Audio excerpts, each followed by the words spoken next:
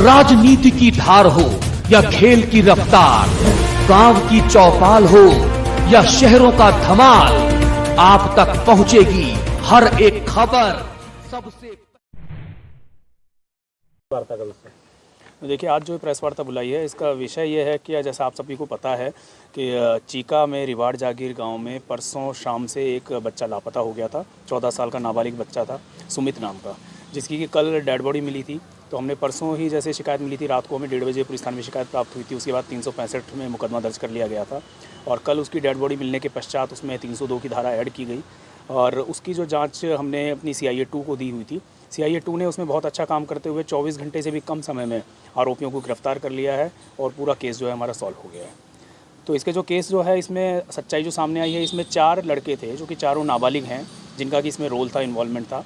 चारों जो लड़के हैं वो मृतक सुमित के साथ ही स्कूल में पढ़ते थे, बलबेड़ा के स्कूल में पढ़ा करते थे और 3 उसके साथ 9वीं कक्षा में ही थे और एक लड़का 10वीं कक्षा में था।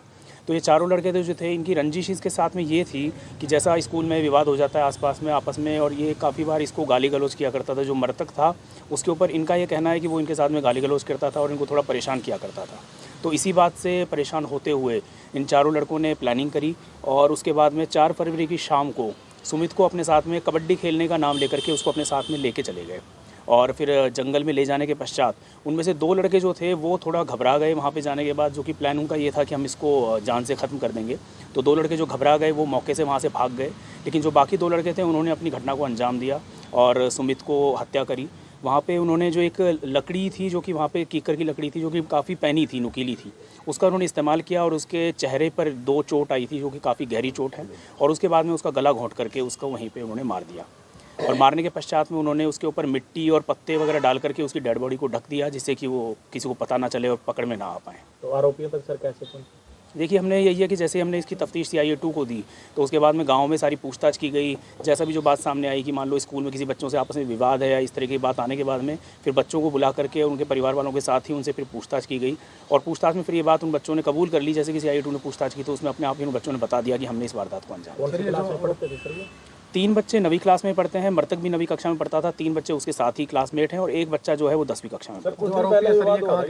कुछ दिन पहले बता रहे हैं कि झगड़ा हुआ था स्कूल में। नहीं, कुछ दिन पहले जो झगड़ा हुआ था वो हमने वेरीफाई किया था, वो उसमें और लोग बच्चे थे और वो झगड़ा जो है वो इस केस से लिंक नहीं है। जो हत्या जो है वो उसके झगड़े से लिंक नहीं है, लेकिन इनका पहले से ही काफ़ी दिनों से ये था कि ये बच्चे थोड़े परेशान थे। जो मृतक था उसके ऊपर इन्होंने ये आरोप लगाया कि उनको गाली गलौज किया करता था और उनको परेशान किया करता था। तो इस बात से आहत होकर के इन चारों ने इस घटना को अंजाम दिया। हाँ, जंगल में ले जाकर जो घटनास्थल है जहाँ पर कि ये बॉडी मिली थी, वहीं पर ही इन्होंने इस घटना को अंजाम दिया था और वहीं पे उसको मारने के बाद में वहीं पर उसके ऊपर पूरी मिट्टी और जो पत्ते वगैरह हैं उस तरीके से डाल करके उसको। नहीं, अभी तक ऐसी कोई बात नहीं है, बाकी ऐसे पूछताछ में अगर कोई आएगी तो बात देखी जाएगी। ठीक है।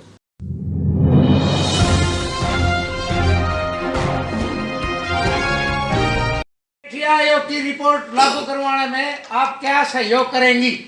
देखिए, ऐसा है कि मैंने मजीठिया की रिपोर्ट पढ़ी नहीं है। मैं मजीठिया जी की रिपोर्ट जो है वो पढ़ लेती हूँ। पढ़ने के बाद माननीय मुख्यमंत्री जी के पास आपकी बात रख सकती हूँ। उनकी बात जो है हम उनके सामने रखेंगे और बल्कि और भी लोगों के सामने, और भी जो हमारे नेतागण हैं उनके सामने भी रखेंगे। जो कुछ भी हो सकता है मेरे लायक, मेरे से, मैं एक ब्रिज की तरह, चाहे जनता है, जनता और सरकार के बीच में, तो आप भी जनता ही हैं एक तरह से, आप लोगों के और सरकार के बीच में मैं एक ब्रिज की तरह। मेरा काम है कि आप लोगों की बात को दमदार तरीके से रखना, उसमें मैं कोई कसर नहीं छोड़ूंगा।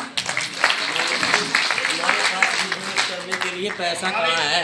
हाँ जी, हमारे पास पैसा कहाँ है बिजनेस करने के लिए? मैंने कहा है ना जी, देखो सुनो मेरी बात, जो सरकार की योजनाएं हैं उनका उसके हिसाब से लाभ उठाओ।